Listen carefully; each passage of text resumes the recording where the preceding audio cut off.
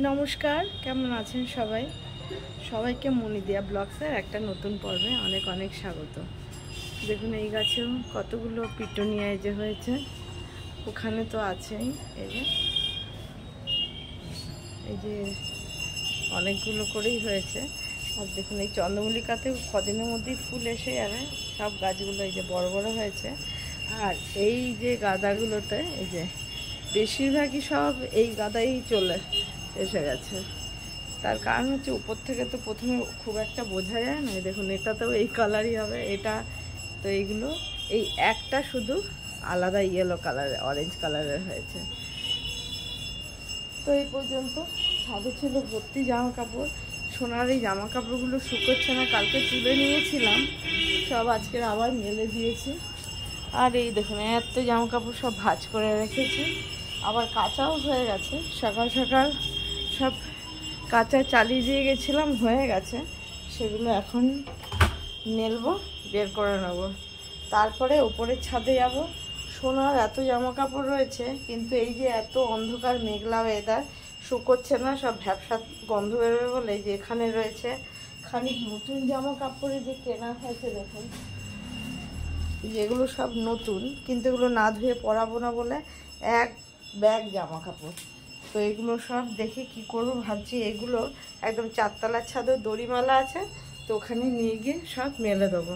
তো আগে এই কাঁচা এখানকার জামা কাপড়গুলো একটু মেলে দিই, তারপর ওপরে যাব। তো সারাদিন সাথে থাকুন, আর কেমন লাগছে সেগুলো বলবেন। আর ভালো লাগলে লাইক করবেন, শেয়ার করবেন, আর সাবস্ক্রাইব করে দিয়ে পাশে থাকবেন। এখানে একটা দেখুন অরেঞ্জ কালারের এই যে জবা হচ্ছে। তো যাই, আর দেখুন লাইন দিয়ে এত সুন্দর এই যে এই অপরাজিতাগুলো হয়, এই যে দেখুন খুব সুন্দর এই যে কালারগুলো। আর ওইখানে তো নীলকণ্ঠ পুরো অনেক হয়েছে, এই দেখুন হয়ে হয়ে রয়েছে সব নীলকণ্ঠ। সব বাইরের দিকে আছে, তুলবো, ফুলও তুলে নেবো, ফুলের জায়গাটাও নিয়ে এসছি। তো সারাদিন সাথে থাকুন, এখানে মেলে দিই, তারপরে উপরে গিয়ে দেখাবো কীরকম কি হয়েছে। এই যে বন্ধুরা চলে এসেছি ছাদে। দেখুন এক একটা কুমড়ো ডগা বেয়ে বেয়ে এই যে কোথায়, এই যে এদিকে যে বেঁধে দিয়েছি, এদিকে বেয়ে এসছে, এদিক দিয়ে দেখুন এটা এত উপর অব্দি উঠে গেছে সবগুলোরই। এই যে প্রচুর ডগা বেরিয়েছে। আর সব বিনস গাছগুলোতেও এই যে সব ফুল চলে এসছে দেখুন। এদিকে পালং শাক ফেলেছিলাম, সেগুলোও বড় বড় হয়েছে। মটরশুঁটি গাছগুলোতেও মটরশুঁটি ধরবে মনে হচ্ছে। আর যেটা তুলে নেব সেটা দেখুন, এই যে বেগুন গাছগুলো দেখুন বিশাল বিশাল চেহারা হয়ে গেছে। আর যেটা তুলবো অনেক সিম হয়েছে দেখুন থোকা থোকা, এই সিমগুলো সব তুলে নেব। ভর্তি ফুলও একদম পেছনে হয়ে আছে সিম, সব সিম এই যে তুলবো, অনেক সিম আছে দেখুন। এই যে আর একটা মেন জিনিস দেখাচ্ছি দেখুন, ধনে পাতাগুলোর কেমন দেখতে হয়েছে দেখুন, তিনটে ছুরিতে কি অপূর্ব সুন্দর লাগছে। এদিকের এই যে লাউ ডাগাও এই যে ছেড়েছে, এদিকে এই যে আর এই সিম গাছগুলো বড় হয়ে ওপর অব্দি উঠছে, উঠে গেছে একদম মাথায়। তো দেখা যাক কিসের কোনটা কি ফল ধরে। এই যে টমেটো গাছ এখানে, এই যে এদিকে পুঁই গাছগুলো দেখুন বড় হয়ে গেছে, এই যে বেগুন গাছ, ওই দিকের দেখুন টমেটো গাছগুলো এই দেখুন সব বড় বড় হয়ে গেছে। আর এই দেখুন কত কুমড়ো ডাগা বেরিয়েছে, কি যে ভালো লাগছে কি বলবো। তো এখানে অনেক কাজ আমি নিয়ে এসেছি। সোনার জামা কাপড়গুলো নিচে ধুয়ে মেললে শুকোবে না, তার জন্য আমি এই যে ডেটল, সোনার সাবান, এই যে জামা কাপড় নিয়ে এখানে ভিজিয়েছি, এখানেই কেচে এই যে তার টানানো আছে। এই যে ক্লিপগুলো নিয়ে এসেছি, এই যে ক্লিপ নতুন একটা প্যাকেট নিয়ে চলে এসেছি। এই যে তার এখানে টানানোই আছে, এখানেই মেলে দেবো, তাহলে শুকিয়ে যাবে। রোদটা এই যে উঠেছে, ভালোই রোদ উঠেছে। তো এইসব কাজগুলো করে নিই, গাছেও জল টল দেবো। লঙ্কা গাছগুলো বেশ ভালো, এই যে কেটে কেটে দেওয়াতে বেশ ছড়িয়ে বড় হয়ে উঠছে, ঝাঁকড়া হয়ে একদম। এই যে এখানেও আছে লঙ্কা গাছ। তো দেখা যাক, আর দেখি খানিকটা সিম তুলে নিই।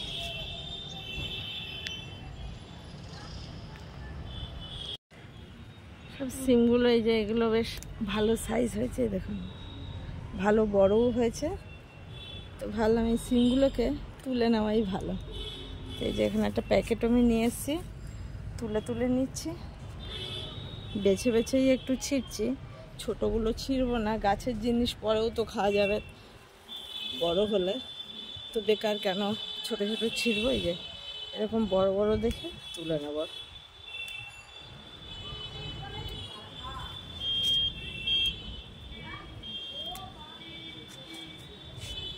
তুলতে কি ভালো লাগে দেখুন, এতদিন অপেক্ষার পর এই আজ প্রথম। এই যে ধনেপাতা তুলেছি আগে, কিন্তু সিম তো তোলা হয়নি, এই ফল হিসাবে এই প্রথম। এই যে দেখুন কত সিম তুললাম, দেখুন কত কত এক মুঠো করে সিম তুলে এই যে রাখছি। তুলে নিই আরও যে কটা হয়। সিম এই যে তুলে নিয়েছি প্যাকেটে। আর এই দেখুন এই ধনেপাতার এই ঝুড়িটাকে এটাকে নিচে নিয়ে যাই, আর এই দুটো থাক, তাহলে বারবার উপরে উঠে আসা তো সম্ভব নয়, এই 4 তলা অবধি এসে ধনেপাতা নেওয়া। আর ওই বেডের মধ্যে, ওর মধ্যে প্রচুর আছে, ও তো এর আগেই তুলে নিচ্ছিলাম, আপনারা দেখেছেন, ওখানেও আছে। আর এটাকে নিচে নিয়ে চলে যাই, দেখুন দারুণ দেখতে লাগে।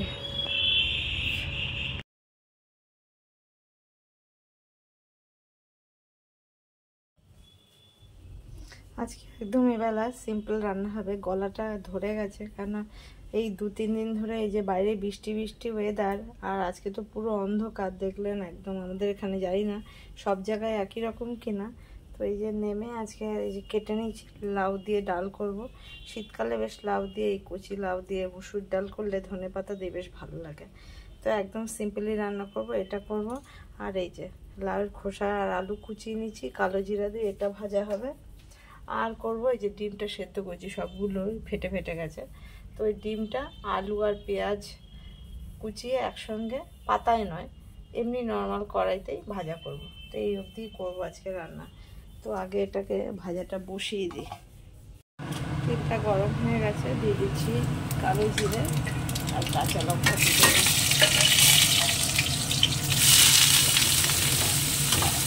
এটা তো আর কিছু দিতেও লাগবে না, কালো জিরা আর কাঁচা লঙ্কা দিয়ে শুধু ভাজা হবে।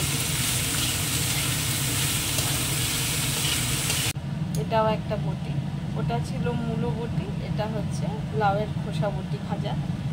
এবার কড়াইতে আবার তেল দিয়েছি, দিয়ে দিচ্ছি একটা শুকনো লঙ্কা, একটু রাঁধুনি, ডালটা হয়ে গেছে, একটা সিটিও দিলাম, দিয়ে একটু যেই হয়ে ওঠে তখন এটা নামিয়ে দিয়েছিলাম। এটা ফোড়ন দিয়ে দিলাম। এরপরে ডিমটা করে নেবো। এই যে পেঁয়াজ কুচিয়ে নিয়েছি, আলু কেটে ধুয়ে নিয়েছি, এই যে ডিমগুলো ছুলে নিয়েছি, দিয়ে দিলাম ধনেপাতাটা, হয়ে গেছে, নামিয়ে নেবো।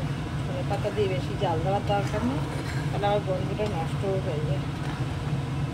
ডাল করে নিলাম, এবার এই ডিমটা করলেই আমার রান্নাবান্না হয়ে যাবে। ব্যাপারটা হচ্ছে আজকে এবেলা বেশি কিছু করলাম না, কদিন তো খাওয়া দাওয়া হলো, মুরগি মাংস রান্না, তারপরে খাসির মাংসও হয়েছিল, টাইম ছিল না বলে আমি আর সেটার ভিডিও করিনি। খাসির মাংস আরও অনেক কিছু হয়েছিল, পালং শাকের ঘন্ট, তো তারপর তো ছুটকিরা চলে গেছে। আর আজকে আবার আমার কর্তার এক বন্ধু আছে ক্যাটারিংয়ের, তার বিজনেস আর কি, তো সেখানে সে আবার আজকে বিরিয়ানি খাওয়াবে, মাটন বিরিয়ানি। তো সেই জন্য আজকের এবেলা রোতেই হয়ে যাবে, বিকেলবেলা আবার মাটন বিরিয়ানি খাওয়া হবে। 2 রকম রান্না তো হয়ে গেল। নুন হলুদ মাখিয়ে নিচ্ছি ডিমে, আবার কড়াইটা ধুয়ে বসিয়ে দিয়েছি, তেলটাও গরম হয়ে গেছে, ডিমগুলো একটু ভেজে তুলবো আগে।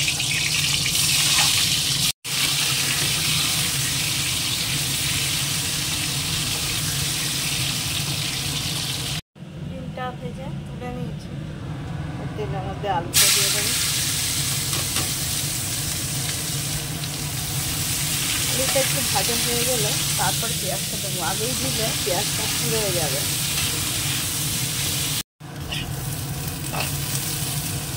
এর মধ্যে এখনও আমি নুন হলুদ দিইনি, দিয়ে দেবো নুন, দিয়ে দিচ্ছি হলুদ গুঁড়ো,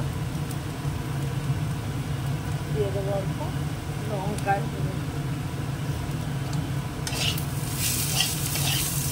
এটা পুরো যেমনি কলা পাতাতে করা হয় ডিমের এইরকমই ভাজা, সেটাও এই একই রকমই খেতে লাগে। এবার পেঁয়াজটা দিয়ে দিলাম, এবার ঢাকা দিয়ে কমিয়ে রাখবো, আলু আর পেঁয়াজ একসঙ্গে হয়ে যাবে, তারপরে ডিমটা দেবো। এটা পুরো এই লাল করে ভাজাই হয়ে গেছে, আর আলু সব নরম হয়ে গেছে, পেঁয়াজও সেদ্ধ হয়ে গেছে, আলু গলে গেছে। এবার আমি ডিমগুলো দিয়ে কিছুক্ষণ রাখবো। ডিম ভাজা পাতা ছাড়া আলু দিয়ে কড়াইতে কে কে খান জানাবেন, খেতে কিন্তু বেশ ভালো লাগে। এরকম সব সময় তো একই রকম কারি, একই রকম অমলেট তো খাওয়াই হয়, এরকম করেও খেয়ে দেখবেন পাতা ছাড়াই, খুব ভালো লাগে। ঢেকে দেবো, এবার বন্ধ করে দেবো। একদম সুন্দর দেখুন আলু গলে একদম পুরো পাতায় ভাজার মতনই হয়ে গেছে। রান্না তো হয়ে গেল, দেখে যাই অন্য কাজকর্ম রয়েছে। পাটার যন্ত্রণায় আর কোনো কিছুই মানে আর ভালো লাগছে না, একদমই মন মেজাজ খুবই খারাপ লাগছে, তারই মধ্যে চলতে হচ্ছে। তো হয়ে গেল রান্না আজকে। দেখুন পাতা ছাড়া পাতায় ভাজা কীরকম হয়েছে বলুন তো একবার। পাতা দরকার নেই, কিন্তু একদম টেস্ট পাতা ভাজার মতনই হবে।